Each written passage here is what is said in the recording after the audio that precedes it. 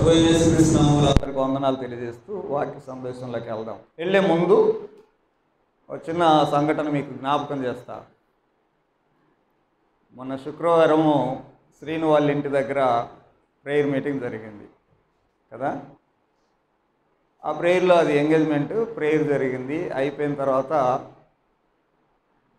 పక్కన పల్లె నుంచి ఒక యవ్వనస్తుడు ఫుల్గా తాగి వచ్చి ఆ సౌండ్ ఆపండి అని అన్నాడు. అది పెద్ద రగడైంది. ఇక్కడ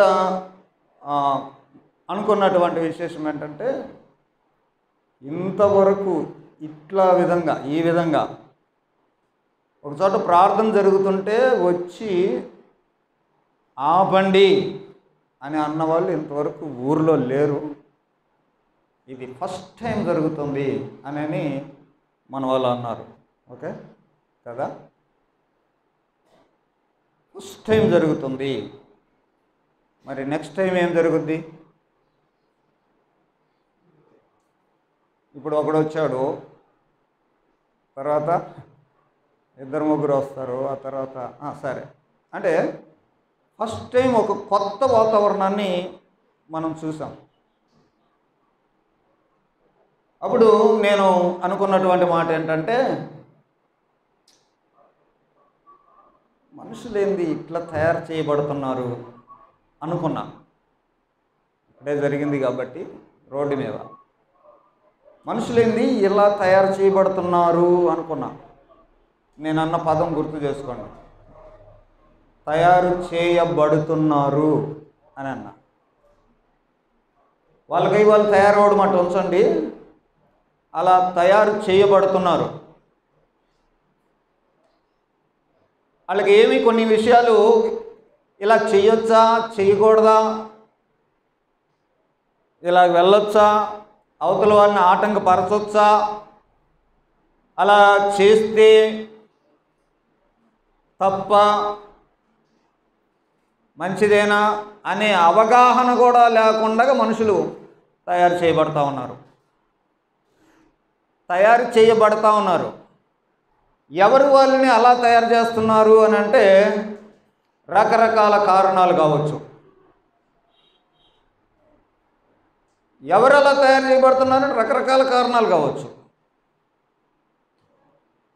క్రైస్తవులుగా మనం చదువుకున్న ఈ మాట ఒకసారి జ్ఞాపకం చేసుకొని ముందుకు సాగుదాం. లూకా సువార్త 21వ అధ్యాయంలో 8వ వచనము మనం చదివాం. మీరు మోసపోకుండా చూసుకోండి.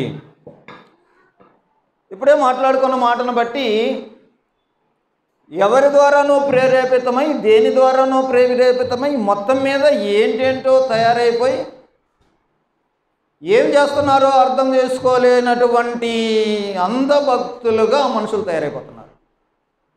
గతంలో నేను ఈనాడు ఉన్నటువంటి ట్రెండ్ని బట్టి ఒక అంశం మాట్లాడే, అంధభక్తి ఏంటి అని. అంధభక్తులు కాకూడదు. ముఖ్యంగా క్రైస్తవులు అంధభక్తులు కాకూడదు, మనం వెలుగు సంబంధులుగా ఉండాలి అనేటువంటి విషయాలు చేసాం. అంధభక్తులు అంటే ఏంటి? ఇట్టటోళ్ళే కదా, మోసపోయి ఏదో ప్రభావం. దానికి సంబంధించి ఒక పెద్ద ఆయన ఇక్కడ వచ్చి మాట్లాడుతున్నాడు బయట రోడ్డు మీద.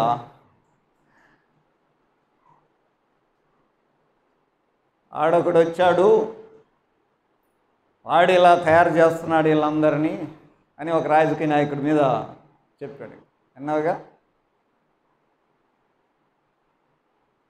ప్రేమేం దేవుని పిల్లారా, మన కళ్ళ ముందు ఉన్న సమాజం మరొక విధంగా తయారైపోతుంది. మునుపట్లాగా ఉన్నటువంటి విధంగా లేదు.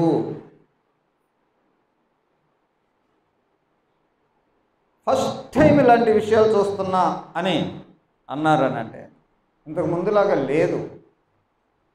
సమాజానికి ఏమవుతుంది, సమాజం ఏమవుతుంది ఒకసారి ఆలోచన చేయాలి. ఇది బయట నుంచి వచ్చేటువంటి ఎఫెక్ట్ కావచ్చు. మీరు కొన్ని పదాలు ఈ మధ్య మీరు వింటుంటారు. వాట్సాప్ యూనివర్సిటీ అని విన్నారా? పేరు ఎప్పుడైనా విన్నారా? WhatsApp university. యూనివర్సిటీలు ఉన్నాయి. యూనివర్సిటీలు మీకు తెలుసు. యూనివర్సిటీలు ఏమి చేస్తుంది? మనుషులను జ్ఞానాన్ని సంపాదించుకునే విధంగా జ్ఞానాన్ని అందిస్తూ ఉంటాయి. ఇప్పుడు ఈ యూనివర్సిటీ వాట్సాప్ యూనివర్సిటీ. వాట్సాప్లో నుండి మనుషులకి జ్ఞానాన్ని అందిస్తూ ఉంటుంది. ఆ జ్ఞానాన్ని పెంచుకుంటూ ఉంటాడు మనిషి. అవి చూసి ఇవి చూసి వాళ్ళని చూసి వీళ్ళని చూసి ఆ గ్రూపులో వచ్చింది, ఈ గ్రూపులో వచ్చింది, మొత్తం మీద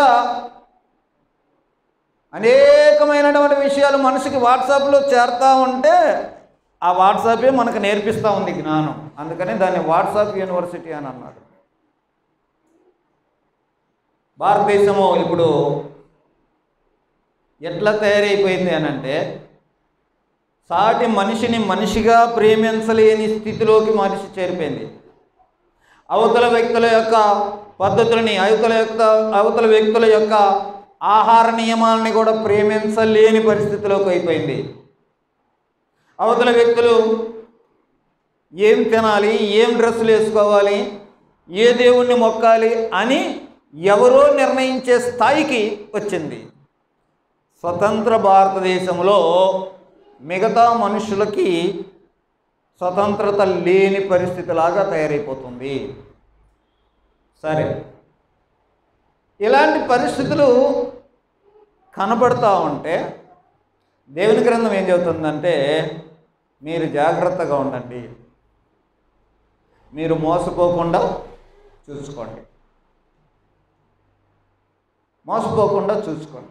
వాళ్ళు ఏదో అన్నారు, వీళ్ళు ఏదో అన్నారు, అందరూ ఏదో అలా తయారవుతున్నారు, అందరు ఇదే అనుకుంటున్నారు, ఇలాంటి భ్రమలో పడిపోకండి, వివేచన కలిగి ఉండండి, మోసపోకుండా చూసుకోండి. ఇది బయట సమాజంలో ఉండేటువంటి పరిస్థితులను బట్టి మోసపోయే అవకాశం ఉంది. క్రైస్తవులుగా ఉండి క్రైస్తవంలో కూడా మోసపోయేటువంటి పరిస్థితి ఉంది. ఎందుకు అని అంటే దాన్ని కూడా ముందు చెప్తా. క్రైస్తవులం అనుకుంటూ ఉంటారు, కానీ అది నిజమైనటువంటి క్రైస్తవంగా అనిపించదు, ఉండరు. సో అది కూడా ఒక రకంగా మోసపోవడమే. కాబట్టి మోసపోకుండా ఉండండి. ఎవడునో మిమ్మల్ని మోసపరచనీయకుండా చూసుకోండి అని మత్తయి సువార్తలో అన్నాడు. కాబట్టి నీ మీద ఎవరో ఏదో ప్రభావం చూపించి నిన్ను మోసపోయేటువంటి విధంగా చేయకూడదు.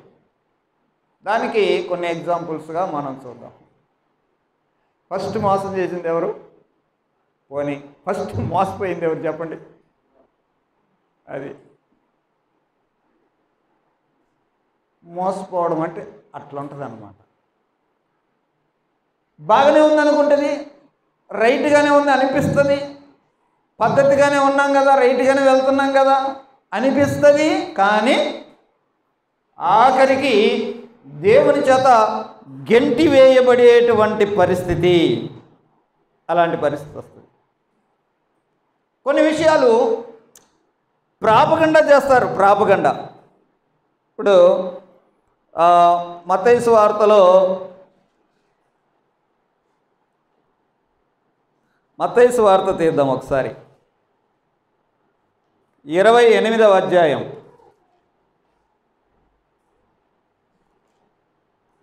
ఇక్కడ యేసు ప్రభువు ఆయన చెప్పినట్టుగానే తిరిగి లేచినటువంటి తర్వాత జరిగిన ఒక చిన్న ఇన్సిడెంట్ చెప్తా.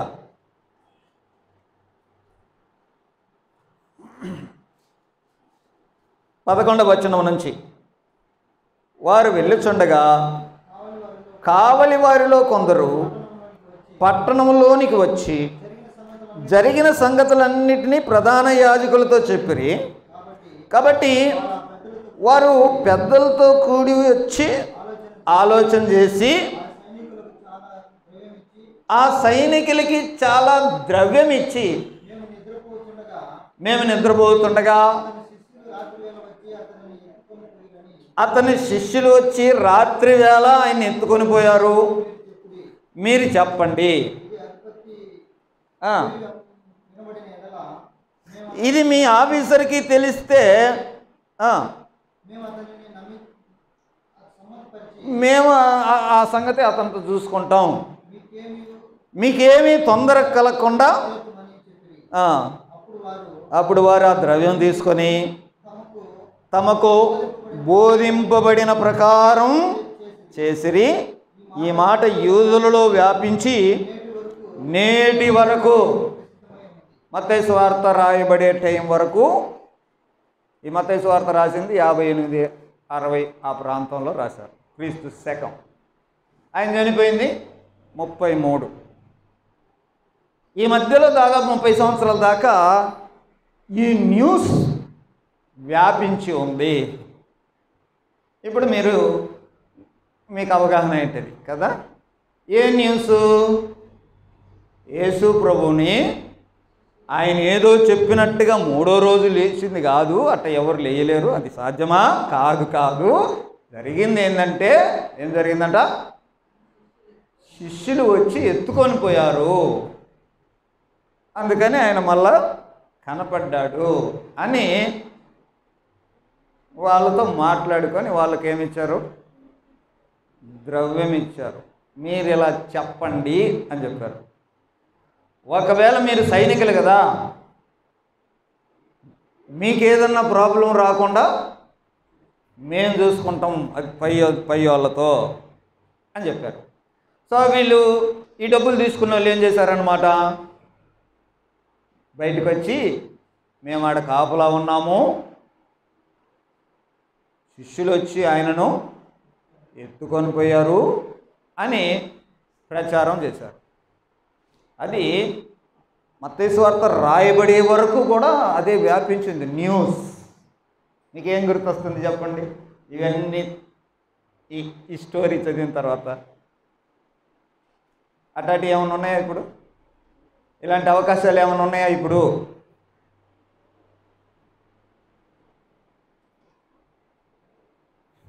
ఏంది మీరు ఎట్లా? ఏముంది? ఒకటి ఎగ్జాంపుల్ చెప్పు. ప్రతి ఆఫీసులో ఉన్నారా వాళ్ళు? ఇంకా ప్రజెంట్ డేస్లో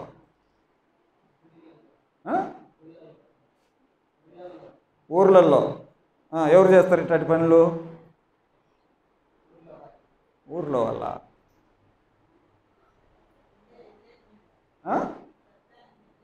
సత్యానికి వ్యతిరేకంగా చెప్తూ ఉంటారు. జరిగింది ఒకటి, కానీ జనాలకి న్యూస్ను స్ప్రెడ్ చేసింది మాత్రం ఇది. ఇప్పుడు చెప్పండి, ఎవరు చేస్తారు ఇట్లాంటి పనులు ఎక్కువ? మీడియా చేస్తుంది. దాన్ని మీడియా అనుకోండి. మీడియానే కదా సమాచారాన్ని ప్రజలకి తెలియజేస్తూ ఉండేది. ప్రియమైన దేవుని పిల్లరా, మీడియా మిమ్మల్ని మోసం చేస్తుంది. సోషల్ మీడియా మరి ఎక్కువగా మిమ్మల్ని మోసం చేస్తుంది. మోసపోకుండా చూసుకోండి. ఇందాక నేను ఒక మాట మాట్లాడా, వాట్సాప్ యూనివర్సిటీ. ఇదే సోషల్ మీడియా కదా. ప్రింట్ మీడియా ఉంటుంది, ఎలక్ట్రానిక్ మీడియా ఉంటుంది. ప్రింట్ మీడియా అంటే న్యూస్ పేపర్లు, వారపత్రికలు, అవి ప్రింట్ చేసేవి. ఎలక్ట్రానిక్ మీడియా అంటే టీవీలు, అవి. సోషల్ మీడియా అంటే ఈ రకరకాల యాప్స్ వచ్చి, ఈ యాప్స్ ద్వారా, యాప్స్ అంటే వాట్సాప్, ఫేస్బుక్, ఇన్స్టాగ్రాము, వీటిల్లో న్యూస్ వస్తూ ఉంటుంది. ఇప్పుడు వీటి ద్వారా న్యూస్ స్ప్రెడ్ అవుతూ ఉంటుంది. ఇప్పుడు న్యూస్ కోసం ప్రజలు పేపర్ ఎవరు చదవట్లేదు, టీవీలు ఎవరు చూడట్లేదు, సోషల్ మీడియాలోనే వచ్చేస్తుంది న్యూస్ అంతా. న్యూస్ కొరకు సపరేట్ ఛానల్స్ వచ్చాయి. ప్రియమైన దేవుని పిల్లారా, ఎంతోమంది ఈ సోషల్ మీడియా జర్నలిస్టులు వచ్చారు. ఓకే, సరే, వీళ్ళు ఏం చెప్తున్నారనేటువంటి విషయాలు ఆలోచన చేసుకొని, వీళ్ళు నిజం చెబుతున్నారా, అబద్ధం చెబుతున్నారా? ఇప్పుడు యేసు ప్రభు యొక్క ఈ సంఘటనలో మనం చూసాం. ఏం జరుగుతుంది ఈ సంఘటనలో? ఆయన మూడవ రోజు చెప్పినట్టుగానే పునరుద్ధరణై లేచాడు. కానీ ప్రజలకి న్యూస్ ఎలా వెళ్ళింది? శిష్యులు ఎత్తుకెళ్ళారు అని. ఎందుకు అలా జరిగింది? విన్నటువంటి ప్రజలు ఇప్పుడు మోసపోయారా, మోసపోలేదా? ప్రజల్ని మోసం చేయడానికి ఇలాంటి మీడియా ముఖ్యంగా సోషల్ మీడియా, నేను అందరినీ ఏమంటం లేదు, మరి అలా నా నెత్తిన బండేయకండి. మెజారిటీ ఆఫ్ ది మీడియా ఇట్నే అమ్ముడు పోయింది అంటున్నా. ఎందుకనంటే కొన్ని పత్రికలు కొన్ని పార్టీలకే ఫేవర్గా రాస్తుంటాయి కదా. అంటే అమ్ముడు పోయిందనా లేదనా మీరు చెప్పండిలే. ఆ పార్టీకి అమ్ముడు పోయినట్టే కదా. ఇంకో పేపర్ చదివితే ఒకే పార్టీకి సంబంధించిన దాన్నే ప్రజెంట్ చేస్తూ ఉంటుంది కదా. మీడియా వాస్తవాలను చెప్పాలి కానీ ఇలాగున వాళ్ళకు అనుకూలమైనటువంటి విషయాలను చెప్తా వస్తూ ప్రజలకి చేరాల్సినటువంటి సత్యాన్ని చేర్చకుండా వేరే వార్తల్ని చెప్తా ఉంటే అది విని విని విని విని విని మనుషులు ఇలా తయారైపోతున్నారు. భారతదేశంలో ఏం జరుగుతుంది వినండి ఒకసారి. మన రాజకీయ నాయకుల్లో ప్రముఖులైనటువంటి వాళ్ళు కూడా ఏ పెద్ద పెద్ద నేరాలు జరిగినా వాటి గురించి పెద్ద పట్టించుకోవట్లేదు, కానీ చిన్న విషయాలైనా మతపరమైనవి మాత్రం పెద్ద హైలైట్ చేసి రాద్ధాంతం చేస్తున్నారు. ప్రజెంట్ పరిస్థితి అది. మునుపెన్నడూ మనం ఎప్పుడు చూడలేదు అలాగా. ఉదాహరణకి ప్రార్థన కోడిక దగ్గరికి ఒక యవ్వనస్తుడు తాగి వచ్చి ఆపండి నాకు సౌండ్ ఎక్కువైంది అని అంటే, నీ ఊరే కాదురా బాబు నీది పక్కూరు అని వీళ్ళు అంటుంటే చూడండి మనుషులు ఎలా తయారైపోయారో. మతపరమైనటువంటి విషయాలు గతంలో ఎన్నడూ లేవు, ఇప్పుడు వస్తూ ఉన్నాయి. ప్రజలు ఎలాగ తయారైపోయారు అని అంటే ఈ సోషల్ మీడియాలో ఈ వాట్సాప్ యూనివర్సిటీలు నేర్చుకొని తెలుసుకొని వాస్తవాలన్నీ అటు పక్కన పెట్టేసి ఈ భూమి భారత భూమి, ఇక్కడ ఉన్న వాళ్ళందరూ ఎవరు? భారతీయులు. సరే ఎవరు? అది ఒకప్పుడు నువ్వు అన్నమాట. ఇప్పుడు వాట్సాప్ యూనివర్సిటీలో ప్రజలు నేర్చుకునేటువంటి న్యూస్ ఏంటి? ఈ భూభాగం అంతా హిందువులదే. వాట్సాప్ యూనివర్సిటీ మనుషుల్ని ఇలాంటి జ్ఞానంతో పెంచుతూ ఉంది. ఇంకా ఒకటి కాదు, మీరు వినండి. ఇక అంధభక్తులు అని చాలామంది ఆలోచన పరులైనటువంటి వారు అనలిస్టులు ఎంతోమంది చేశారు. వాటిని వినండి, చూడండి దేశంలో ఎలా తయారైపోతుందో. ఎన్ని రకాలైనటువంటి పద్ధతులు హిందువులకు ప్రమాదం ఉంది అని ఒక న్యూస్. ప్రమాదం ఉంది హిందుత్వానికి అనేసరికి హిందువులందరికీ ఆవేశం వచ్చింది కదా. ఏం ప్రమాదం ఉంది? వాస్తవాలు ఆలోచన చేస్తే భారతదేశంలో ఉన్నటువంటి అనేకమైనటువంటి మూఢాచారాలని క్రైస్తవ మిషనరీలు మార్చారు.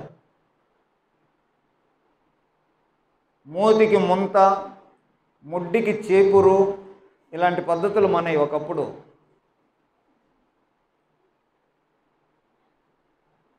స్త్రీలు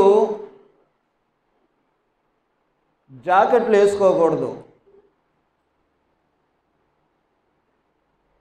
ఒక జాతి వారు, ఆ జాతి వారు జాకెట్లు వేసుకుంటే వాళ్ళ స్థనాలు కోస్తాం అని అన్నారు. శూద్రుడు వినకూడని కొన్ని వింటే వాని చెవులలో సీసం కోసం. వినలేదా మీరు ఇవన్నీ? అది మన భారతదేశం యొక్క ఒకప్పుడు పరిస్థితి. స్త్రీలు ఈరోజు చదువుకుంటున్నారన్నా, సమానత్వాన్ని అనుభవిస్తున్నారన్నా, ఇవన్నీ మన ఇప్పుడు అంటున్నటువంటి మన హిందూ సనాతన ధర్మములు లేవు. క్రైస్తవ మిషనరీలు భారతదేశాన్ని బాగు చేశారు, అనేకమైనటువంటి మూఢాచారాలని బాగు చేశారు. అయితే ఇప్పుడు వాట్సాప్ యూనివర్సిటీ ప్రజల్ని ఎలా తయారు చేస్తుంది? నల్ల బుక్కు బైబిల్ అనేది ఇలాంటి బుక్కు ప్రజలకి న్యూస్ ప్రాపగండా చేస్తూ ఉంది. దీని కొరకు సపరేట్గా పనిచేసేటువంటి ఈ ఆర్గనైజేషన్లు ఉన్నాయి. ఏ ఆర్గనైజేషన్? ఇప్పుడు మనం సమాజ్ దగ్గర ఒక ఆర్గనైజేషన్ తయారైంది కదా, ఒక టీం. అలాంటిది ఐటీ సెల్. ప్రేమే దేవుని పిల్లలారా, భారతదేశ ప్రజలారా, మోసపోకండి, వాస్తవాలు తెలుసుకోండి. ఈ భూభాగము హిందువులదే అని అంటే మరి మిగతా ఉన్న బుద్ధులు, జైనులు, ముస్లింలు వీళ్ళందరూ ఎవరు? భారతదేశంలో పుట్టలేదా? వీళ్ళు ట్యాక్సులు కట్టట్లేదా? వీళ్ళు కట్టినటువంటి దాని అసలు రాజ్యాంగం అనేది మార్చేస్తూ ఉన్నారంట. ఏముంది రాజ్యాంగం? ఆఖరికి ఎలా తయారైపోతున్నారు మనుషులు అని అంటే, విచక్షణ లేనిటువంటి ఒక స్థితిలోనికి వచ్చి అవతల వాళ్ళు అక్కడ ప్రార్థన పెడుతుంటే ఆపేయి ఆపేయి ఆపేయి అనడానికి తెగించేటువంటి ఒక వ్యవస్థను తయారు చేస్తున్నారు. వీళ్ళకి అది తెలియదు పాపం. ఎవరికి? ఈ వచ్చినోడికి తెలియదు. ఇట్ట అలా ఫీడ్ చేయబడుతూ అలాగ మౌల్డ్ చేయబడుతూ ఉన్నారు మనుషులు. అందుకే నేను మొదట్లో ఒక మాట మాట్లాడు, ఎలా తయారు చేయబడుతున్నారో చూడండి. ఎలా తయారు చేయబడుతున్నారో చూడండి.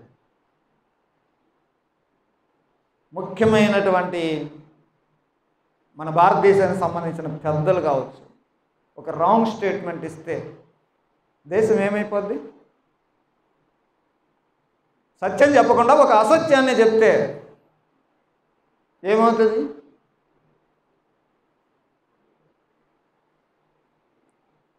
చాలా డిఫికల్ట్ పొజిషన్లో భారతదేశం ఉంది. మోసపోకండి మోసపోకండి అనే విషయాలే మాట్లాడతాం. ఎన్నడూ లేనిది గోమూత్రం తాగే కాడికి వచ్చింది. ఎన్నడూ లేని విశేషాలన్నీ చూస్తూ ఉన్నాం. అవతల వ్యక్తులని సహించలేని భారతదేశం గొప్ప దేశం. ఎందుకు దేశం అంటే భారతదేశంలో పరమత సహనం ఉంది, అందుకని గొప్ప దేశం అయింది. పరమత సహనం అంటే పరమత సహనం, ఇతర మతాలని సహిస్తాం, ప్రేమిస్తాం. అది ఉంది కాబట్టి భిన్నత్వంలో ఏకత్వముగా పిలువబడిన మన భారతదేశం చాలా గొప్పది, అందరినీ గౌరవిస్తారు. కానీ ఇప్పుడు ఏమవుతుంది? ప్రజలు మలచబడతా ఉన్నారు, ఇట్టోళ్ళు తయారవుతున్నారు. ఆ దేశంలో ఇప్పుడు మనం ఉన్నాం.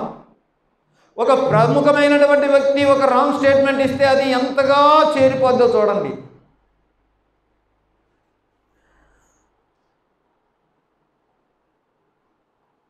కొన్ని విషయాలు చూస్తాం. అలాంటి కొన్ని విషయాలు బైబిల్ గ్రంథంలో మోసం చేసే వ్యక్తి సాతాను, వాని అనుచరులు ఇలాగని మనం చూసాం. ఎందుకనంటే వాని గురించి లక్షణాలు చెప్తూ యేసు ప్రభు యోహాను సువార్త 8:44 వాని నేచర్ గురించి చెప్పాడు. ఏముంది 8:44? మీరు మీ తండ్రియగు అపవాది సంబంధులు, మీ తండ్రి దురాశలు నెరవేర్చగోరుతున్నారు. ఆది నుండి వాడు నరహంతకుడై ఉండి సత్యమందు నిలిచినవాడు కాదు. వాని యందు సత్యం ఏదీ లేదు. వాడు అబద్ధమాడినప్పుడు తన స్వభావాన్ని అనుసరించే మాట్లాడుతూ ఉంటాడు. ఇది వాని నేచర్. సత్యం ఉండదు, రియాలిటీ ఉండదు, వాస్తవాలు ఉండవు. ఏదైనా మాట్లాడితే లాజిక్ అనిపించదు, ఏదో ఒకటి చెప్తాడు, సత్యం ఉండదు. కానీ అదే సత్యములాగా అందరికీ తెలియజేస్తాం. ఇలాంటివి మన ప్రధానమంత్రి కూడా చాలా మాట్లాడాడు. కరోనా వస్తే గంటలు కొట్టండి, లైట్లు ఆరిపేయండి, కరోనాకి ట్రీట్మెంట్స్. ఏమంటే అది సత్య సంబంధమైన స్టేట్మెంటేనా? చప్పట్లు కొడితే కరోనా పోద్దా? మరి ప్రధానమంత్రి అన్నాడు, మరి అందరం చేసాం. అది విజువలైజేషన్ అనగా వాస్తవానికి మన పాలకులు మనల్ని అలాగ నడిపిస్తూ ఉన్నారు అనే విషయాన్ని గుర్తు చేస్తూ ఉన్నా. మోసపోవద్దు. వారు చెప్పేటువంటి స్టేట్మెంట్స్ అవి మంచి చెడు ఆలోచన చేయాలా. మీకు తెలుసా నోట్ల రద్దు ఎందుకు చేశారంటారు?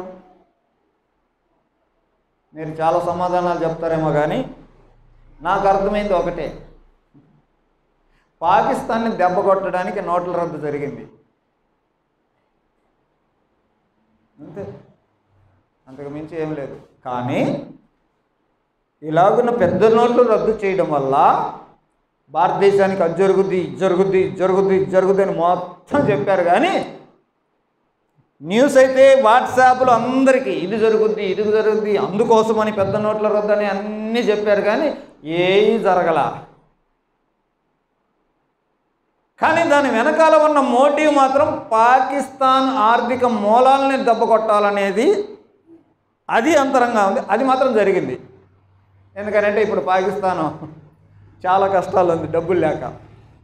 ఎందుకు అని అంటే అక్కడ ఉన్నటువంటి ఆ సంస్థలన్నీ, టెర్రరిజం సంస్థలన్నీ భారతదేశంలో జరిగే వ్యాపారాలని బేస్ చేసుకొని డబ్బులు సంపాదిస్తుంటాయి.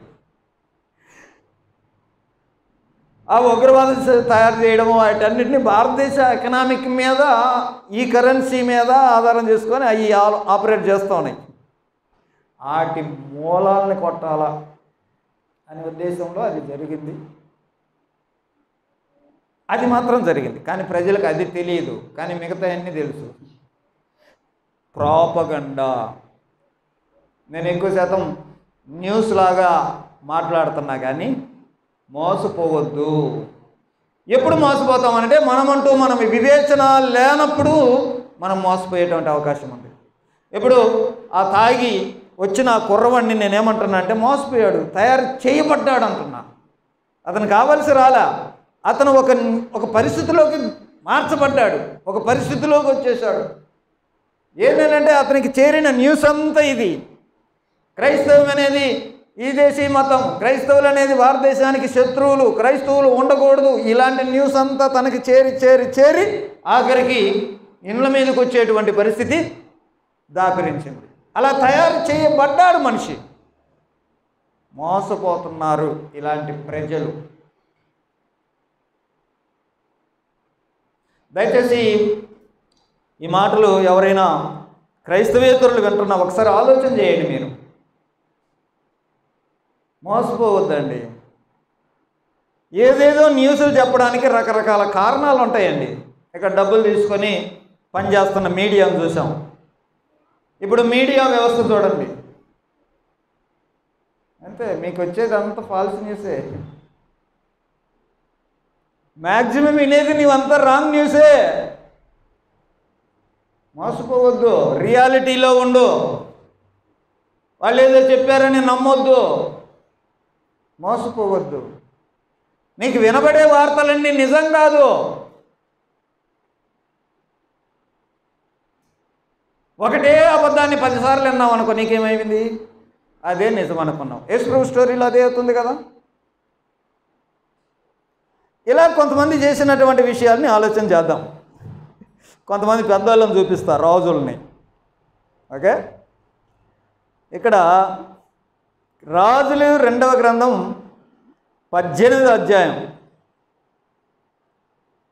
32వ వచనం చదువుదాం.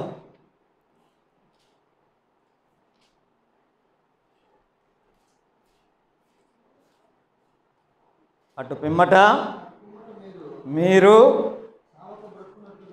చావక బ్రతుకున్నట్లుగా మేము వచ్చి మీ దేశమును అనగా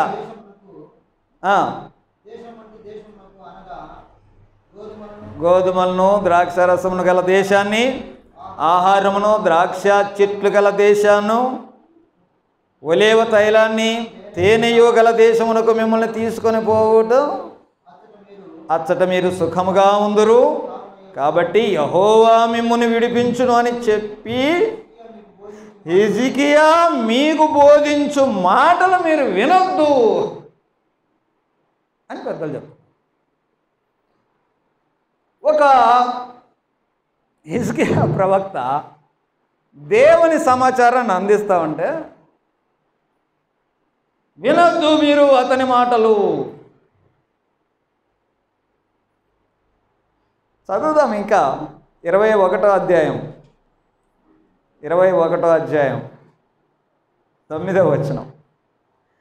ఇశ్రాయేలీయుల ఎదుట నిలవకుండా యెహోవా లయము చేసిన జనములు జరిగించిన చెడుతనమును మించిన చెడుతనము చేయనట్లు మనష్షే వారిని రేపెను.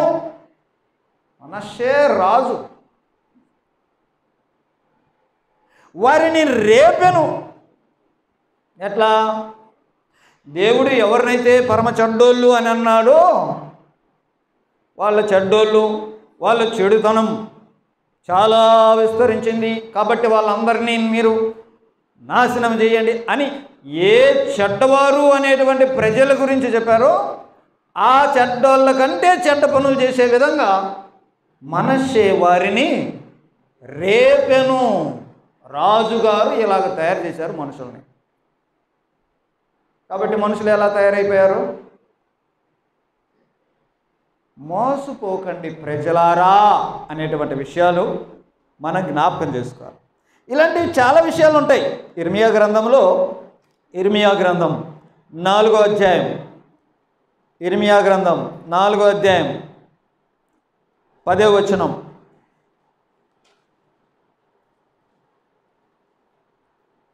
అప్పుడు నేను ఇట్లాంటిని కటకట యెహోవా ప్రభువా ఖడ్గము హత్య చేయుచుండగా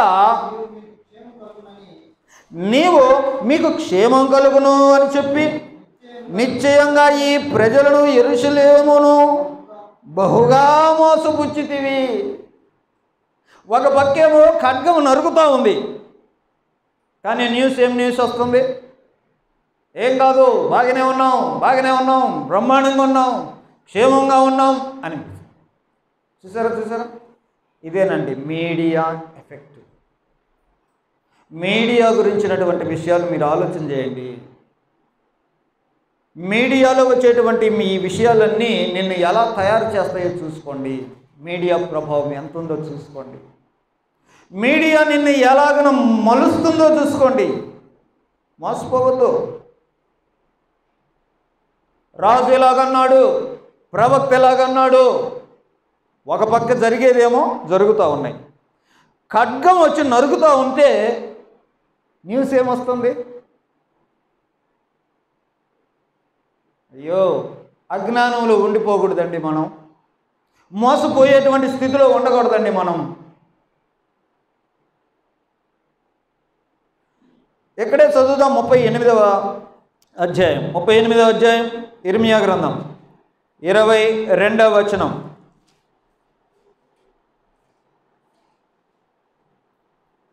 యోధారాజు నగరులు శేషించి ఉన్న స్త్రీలందరూ బబులోను అధిపతుల యొద్దకు కొనిపోబడుదురు. అలాగ జరగగా ఆ స్త్రీలు నిన్ను చూసి నీ ప్రియ స్నేహితులు నిన్ను మోసపుచ్చి నీ పైన విజయం పొంది ఉన్నారు. నీ పాదములు బురదలో దిగబడి ఉండగా వారు వెనుకదీసిద్రి అని అందరూ. ఇలాంటి మాట జరిగేది ఒకటైతే న్యూస్ ఒకటి వస్తూ ఉంటుంది. మోసపోవద్దు. ఇంకా చదువుదాం యెహెజ్కేలు గ్రంథం 13వ అధ్యాయం 10వ వచనం. యెహెజ్కేలు గ్రంథం 13వ అధ్యాయం 10వ వచనం.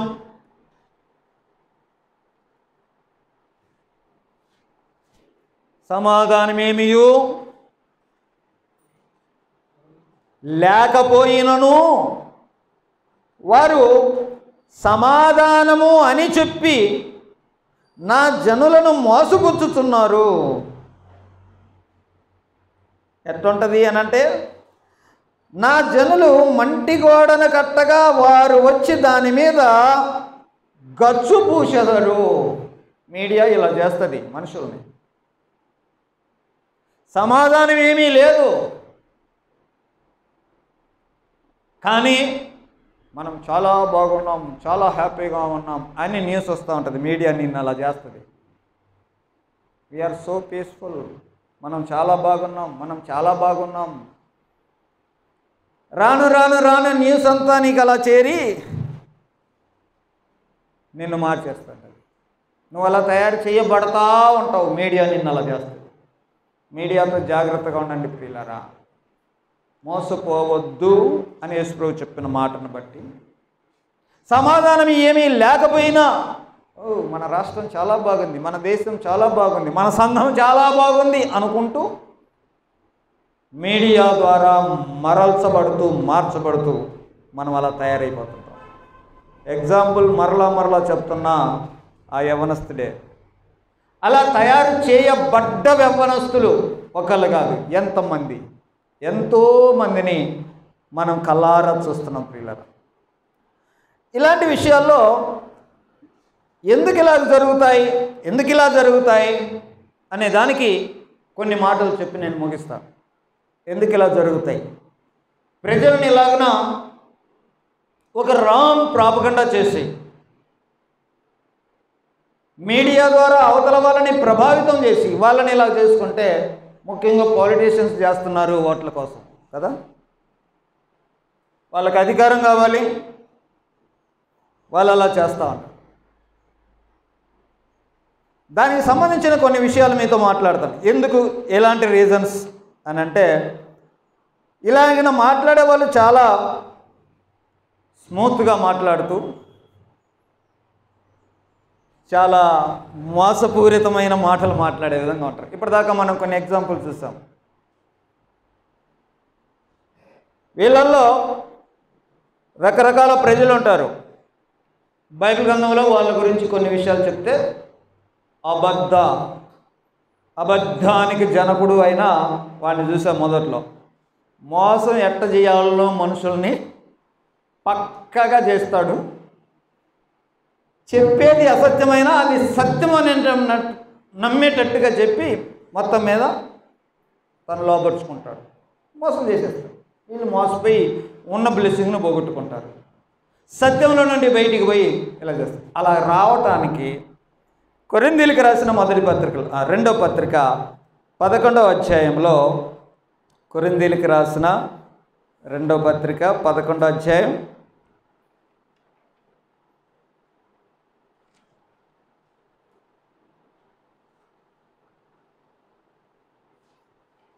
13వ వచనం నుంచి,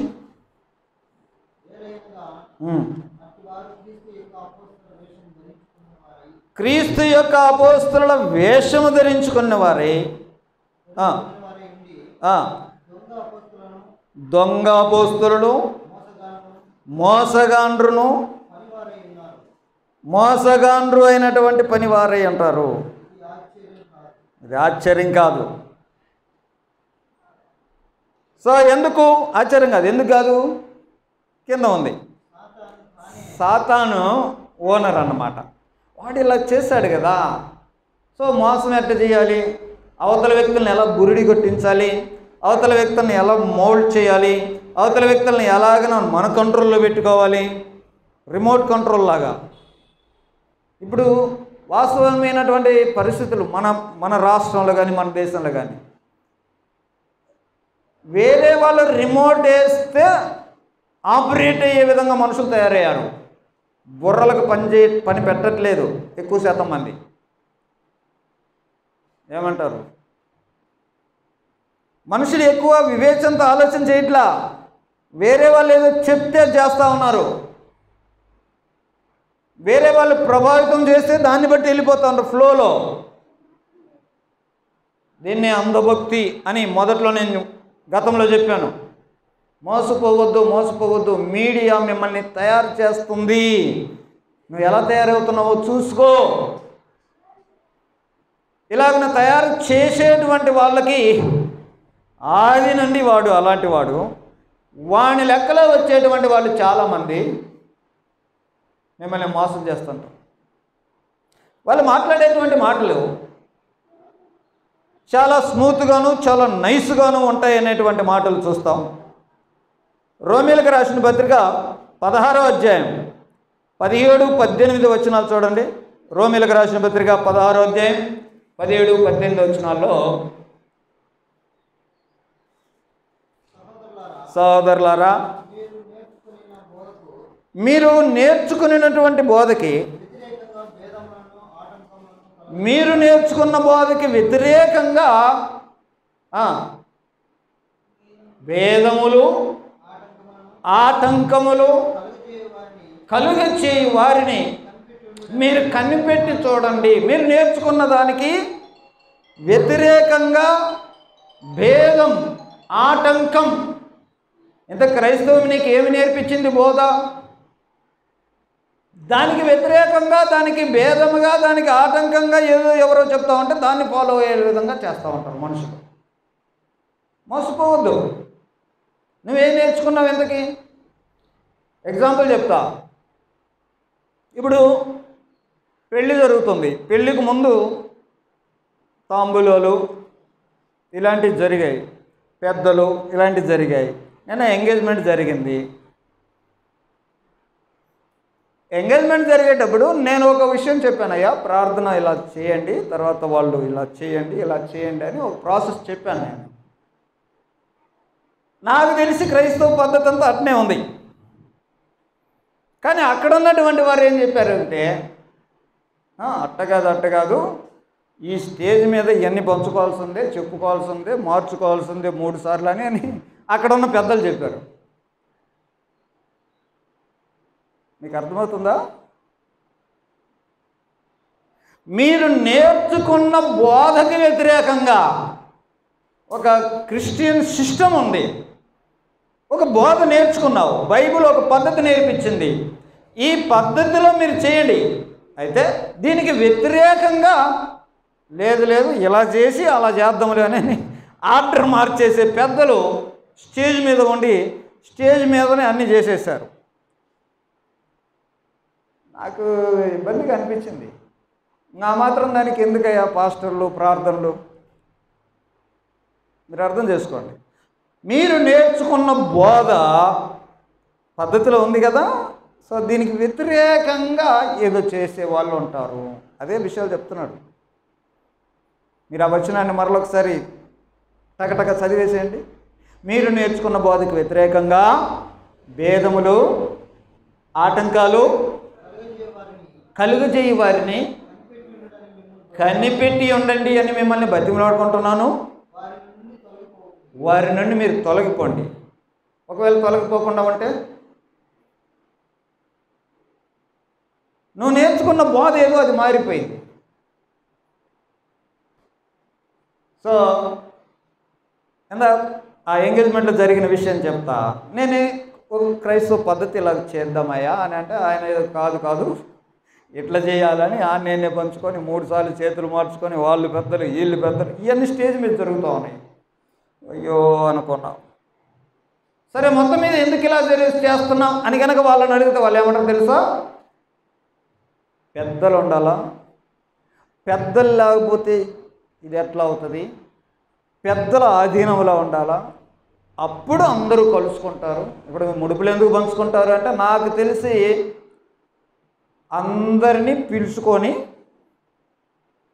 ఇంటింటిని పిలుచుకొని అందరికీ ఇస్తే అందరూ వచ్చి అందరూ కలిసి గ్రౌండ్గా పెళ్లి చేస్తారు అని. అంతకుమించి ఏమైనా రీజన్ ఉందా మీ దగ్గర? ముడుపులు ఎందుకు పంచాలి అనేది నేను అనుకుంది ఏదైతే అదే. అందరూ వస్తారు, అందరూ ఎవరు మిస్ కాకుండా అందరు రావాలి. ఓకే, అందుకేనా ఇంకెందుకన్నా పంచుతారా? మొన్న మా అమ్మాయి పెళ్లి జరిగింది. మేమేం ముడుపు పంచలేదు, పెట్టలేదు. 2000కు పైగా జనం వచ్చారు.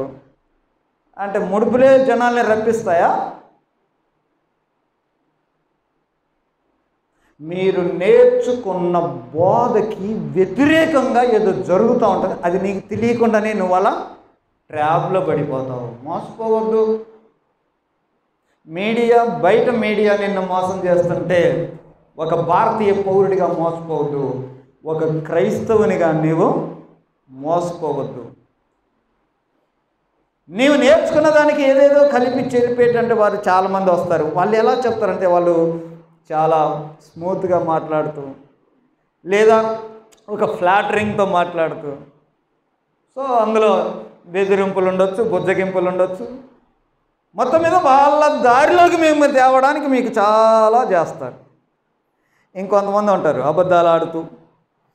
ఇప్పుడు కొలసీలకు రాసిన పత్రిక 3వ అధ్యాయం 9వ వచనం చదువుదాం. కొలసీలకు రాసిన పత్రిక 3వ అధ్యాయం 9వ వచనం. ఒకనితో ఒకడు అది అబద్ధాలు ఎందుకండి? ఉన్నది ఉన్నట్టు చెప్పు, అబద్ధం ఆడుకో. మీడియా ఏం చేస్తుంది? డబ్బులు తీసుకొని యేసుప్రభు కాలంలో మీడియా ఏం చేసింది? రాంగ్ న్యూస్ స్ప్రెడ్ చేసింది. మనష్షే ఏం చేశాడు? ఇర్మియా గ్రంథంలో చదివినప్పుడు అబద్ధ ప్రవక్తలు ఏం చేశారు? యెహెజ్కేలు గ్రంథంలో చదివినప్పుడు ఆ అబద్ధ ప్రవచనాలు చెప్పేవాళ్ళు ఏం చెప్పారు? జరిగేది ఒకటి జరుగుతూ ఉంది, చెప్పడం మాత్రం వేరేది చెప్తా ఉంది. ఆ ట్రాప్లో పడిపోతుంది జనం. మోసపోవద్దు అని ఈ మాటలు చెప్తాం. కాబట్టి అబద్ధాలు చెప్పకండి, సత్యాన్ని చెప్పండి. కొంతమంది ఏం చేస్తారంటే వారి స్వార్థం కోసం ఇలాంటివి చేస్తూ ఉంటారు.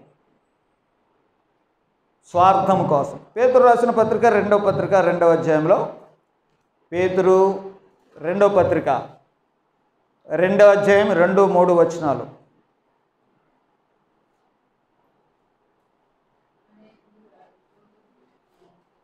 అనేకులు వారి పోకిరీ చేష్టలను అనుసరించి మరియు అనుసరించి నడుతురు. వీరిని బట్టి సత్య మార్గము దూషించబడును. వారు అధిక లోబులై కల్పనా వాక్యాలు చెబుతూ మీ వలన లాభము సంపాదించుకుందురు. సో ఇటటు వాళ్ళు ఉంటారు. అది వాళ్లకు వారు లోబులై, సో ఆయన ఏదేదో చెప్తూ ఉంటాడు. పాస్టర్లు చాలామంది ఇట్టటి వాళ్ళు ఉన్నారంట సంఘాల్లో. కల్పనా కథలు చెబుతూ, పెట్ట కథలన్నీ. ఇప్పుడు క్రైస్తవం ఎలాగుందో మీరు ఒకసారి ఆలోచన చేయండి. క్రైస్తవ మీడియా నిన్ను ఎలాగ తయారు చేస్తుంది చూడు. వాట్సాప్ యూనివర్సిటీ మనుషుల్ని ఎలా చేస్తుందో చూస్తున్నాం. మరి క్రైస్తవ మీడియా మిమ్మల్ని ఎలా చేస్తుంది? ఇదిగో డబ్బు డబ్బు డబ్బు డబ్బు. వారు లోబులై కల్పనా కథలు చెబుతూ వారు లాభం సంపాదించుకోవడానికి నీ ఇంటి దగ్గర కూర్చొని ఏమేమో చెప్తావంటే ఓహో ఓహో అని చప్పట్లు కొట్టుకుంటా ఆయన వెంబడిస్తూ ఉంటారు. ఇది స్వార్థంతో ప్రజల్ని మ్యానిపులేట్ చేయడం. వింటున్నారు మీరు? వీళ్ళు ఏం చెప్తున్నారు అని అంటే ఒక స్ట్రాంగ్ మాట ఇక్కడే. వారు సత్య మార్గమును దూషిస్తూ ఉంటారు. సత్య మార్గం దూషించబడుతుంది. ఇందాక నేను చెప్తున్నా కదా, మీరు నేర్చుకున్నటువంటి లేఖనములో ఉన్న బోధకి వ్యతిరేకంగా మిమ్మల్ని ప్రేరేపించే వాళ్ళు ఉంటే, సత్య మార్గాన్ని దూషిస్తూ సత్య మార్గం ఎప్పుడు దూషించబడింది? ఒక అబద్ధాన్ని న్యూస్ను స్ప్రెడ్ చేసామనుకోండి, సత్యాన్ని పక్కన పెట్టినట్టే కదా దాని అర్థం. సత్యాన్ని మరుగు చేసినట్టే కదా దాని అర్థం. ఈ రోజుల్లో 90% క్రిస్టియానిటీ నకిలీ క్రిస్టియానిటీ. పర్సంటేజ్ ఎంత ఇచ్చాను? 90% క్రిస్టియానిటీ నకిలీ క్రిస్టియానిటీ. మీ స్థానిక సంఘంలో ఎక్కువ మంది సభ్యులు లేరు ఏంటి అని నన్ను అడిగితే నేను అదే చెప్తాను, మా ఊర్లో ఎవరు లేరయా, ఎక్కువ మంది క్రైస్తవులు లేరు మా ఊర్లో, నేను పనిచేసే ఊర్లో అని చెప్తాను. అందుకని మా స్థానిక సంఘంలో తక్కువే ఉన్నారు. మరి మిగతా ఉన్నాయి కదా మైకులు మోగుతుంటాయి, నకిలీ. నేను సంఘాల గురించి మాట్లాడటం అలా, నకిలీ క్రైస్తవుల గురించి మాట్లాడుతున్నా. వారు ఏదన్నా ఏ సంఘంలో ఉండొచ్చు, ఇక్కడ కూడా ఉండొచ్చు నకిలీ.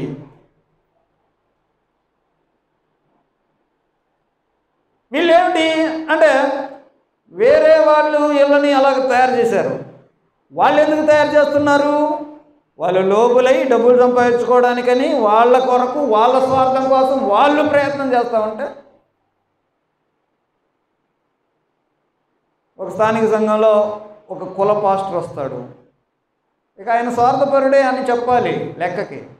ఎందుకనంటే ఒక పద్ధతిని ఖండించకూడదు, ఒక సిస్టమ్ని నో చెప్పకూడదు. ఎందుకంటే ఒకవేళ అలా చెప్పాడే అనుకో, నెక్స్ట్ వీక్ పాస్టర్ని మార్చేస్తారు. సో ఈయన చేసే పని ఏంటంటే ఆయన స్వార్థం చూసుకుంటూ ఉంటాడు అంతే. ఇవి కదా రియాలిటీస్. వినడానికి ఆలోచించడానికి కొంచెం ఇబ్బందిగా ఉన్న రియాలిటీస్ అవే కదా.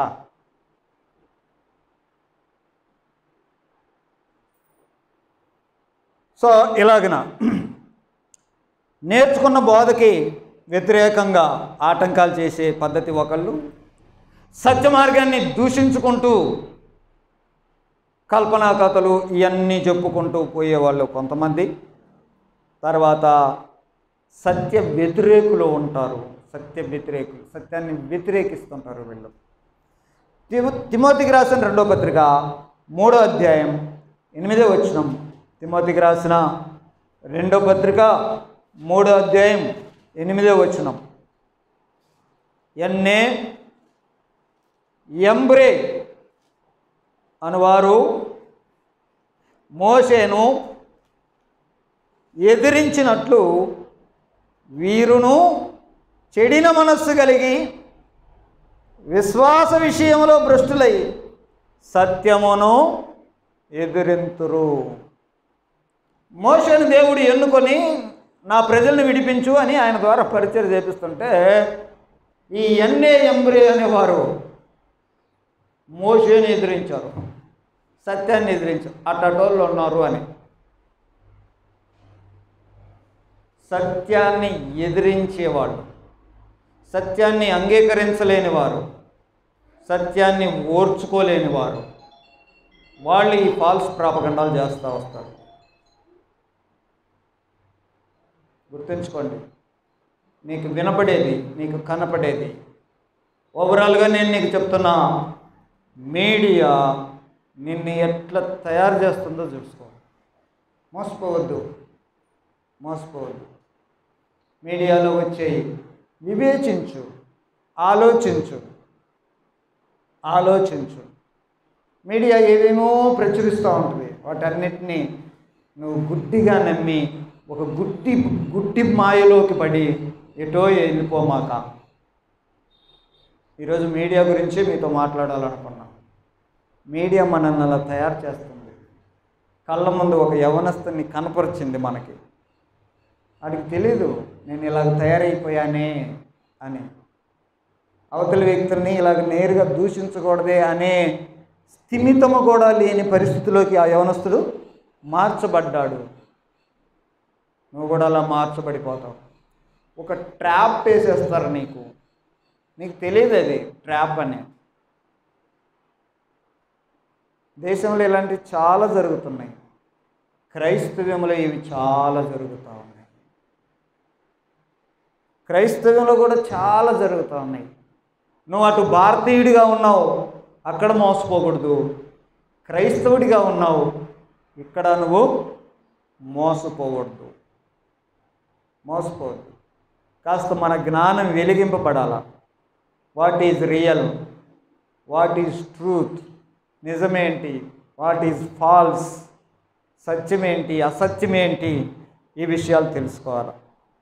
ప్రియమైన దేవుని పిల్లరా, ఇలాగన మనం ఆలోచన చేస్తున్నప్పుడు చాలా సంగతులు మనకు గుర్తొస్తూ ఉంటాయి. చాలా విషయాలు మీతో ఇంకా చాలా మాట్లాడవచ్చులే, కానీ సమయానుకూలంగా ఇంతతో చాలు అనుకుంటున్నాను నేను. ఓకే, సామెతల గ్రంథంలో సామెతలు 6వ అధ్యాయం 16 నుండి 19 వరకు.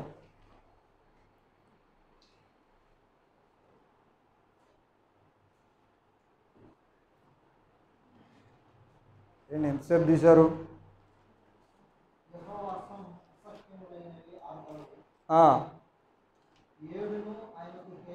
ఓకే, అహంకార దృష్టి, కలల నాలుక, నిరపరాధులను చంపేటువంటి చేతులు, దుర్యోచనలు యోచించు హృదయం, కీడు చేయుటకు త్వరపడి పరుగులెత్తు పాదం, లేని వాటిని పలుకులు అబద్ధ సాక్షి, అన్నదమ్ముల్లో జగడములు పుట్టించు వారును. ఇవన్నీ దేవునికే అసహ్యమైనవి. మీడియా ఇవన్నీ చేస్తుంది. మీడియా ఇవన్నీ చేస్తుంది. జాగ్రత్తగా ఉండండి అనే విషయాలు చెప్తా ఉన్నాను. తిమోతికి రాసిన 2వ పత్రిక 4వ అధ్యాయం 3-4 వచనాల్లో, తిమోతికి రాసిన 2వ పత్రిక 4వ అధ్యాయం 3-4. ఎందుకనగా జనులు హితబోధను సహింపక దురద చెవులు గలవారై తమ స్వకీయ దురాశలను అనుసరించి అనుకూలమైన బోధకులను తమ కొరకు పోగు చేసుకొని సత్యమునకు చెవినీయక కల్పనాగల వైపు తిరుగు కాలం వస్తుంది. మరి మీరు సత్య సంబంధులా, కల్పనా కథల సంబంధులా? సౌండ్ డాక్టరీన్ ఉండాలా నీ దగ్గర? హితబోధ ఏదో నీకు తెలిసి ఉండాలా? లేకపోతే కల్పనా కథలు నిన్ను పట్టేస్తాయి. అందుకనే చెప్తాను, మోసపోవద్దు. ఎప్పుడు మోసపోకుండా ఉంటాం? మనం సౌండ్ డాక్టరీన్ కలిగినప్పుడు. ఇందాక చెప్పుకున్నాం, మీరు నేర్చుకునే బోధ ఎక్కడి నుంచి నేర్చుకున్నాం? ఈ బోధ ఎక్కడి నుంచి వచ్చిందండి? బైబిల్ నుంచి వచ్చింది. బైబిల్ ఎవరు చెప్పారు? అపోస్తలుల బోధ. అపోస్తలులకు ఎక్కడి నుంచి వచ్చింది? యేసుప్రభు చెప్పిన బోధ. యేసుప్రభుకి ఎక్కడి నుంచి వచ్చింది? పరలోకము నుండి వచ్చిన బోధ కదా. సో ఈ దేవుని బోధ తండ్రి నుండి యేసుప్రభు మానవుడిగా భూమి మీదకి వచ్చి స్వయంగా చెప్తే వాటిని అపోస్తలులు తీసుకొని అపోస్తలులు లోకానికి పంచితే ఆ బోధలో ఉండండి, సౌండ్ డాక్టరీన్లో ఉండండి, సత్యంలో ఉండండి. అప్పుడు ఎవ్వరు మిమ్మల్ని మోసపుచ్చకుండా మిమ్మల్ని మీరు కాపాడుకుంటారు. లేకపోతే అన్నీ విని ఈ మీడియా ఎఫెక్ట్ తోటి ఇప్పుడు ప్రజలు ఎలా తయారవుతున్నారో కళ్ళ ముందే ఒక యవ్వనస్తుని చూసినట్టుగా మనం కూడా అలా తయారు కాకూడదు. మోసపోవద్దు. దీంట్లో ఏం పెద్ద సీరియస్నెస్ ఉంది అని మీకు అనిపించట్లేదు. ఇప్పుడు క్యాజువల్గా ఏదో రాజకీయాలు చెప్పాడు, అవి చెప్పాడు, జరుగుతున్న ఈ స్టోరీలన్నీ చెప్పాడు అని మీకు అనిపిస్తుంది. కానీ మనకు తెలియకుండానే మనల్ని మార్చేస్తున్న మీడియా ప్రభావం. జాగ్రత్త ఉండండి, మీడియాని బట్టి మోసపోకండి అని ప్రేమతో మనవి చేస్తా ఉన్నాను. ప్రార్థన చేసుకుందాం ఇక.